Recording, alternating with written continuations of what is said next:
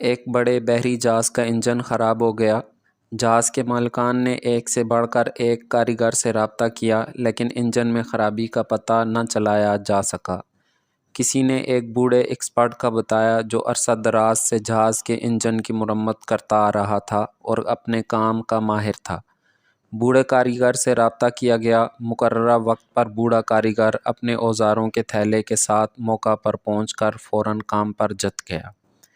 اس نے انجن کا اوپر سے نیچے بغور معائنہ کیا۔ موقع پر موجود جہاز کے دو مالکان یہ سوچ کر بوڑھے شخص کی حرکات و سکنات کا مشاہدہ کر رہے تھے کہ وہ انجن میں خرابی کا پتہ لگا لے گا۔ انجن کا جائزہ لینے کے بعد بوڑھا کاریگر اپنے اوزاروں کے تھیلے کے پاس پہنچا اور ایک چھوٹا سا ہتھوڑا نکالا۔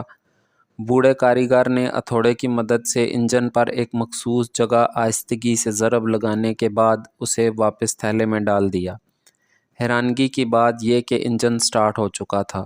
ایک ہفتہ بعد جہاز مالکان کو بوڑھے کاریگر کی طرف سے $10,000 کا بل ملا۔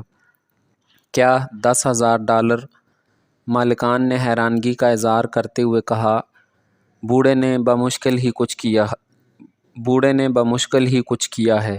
چنانچہ جہاز مالکان نے بوڑھے کاریگر کو ایک نوٹ لکھ کر بھیجا کہ مہربانی فرما کر تفصیلاً بل ارسال کریں۔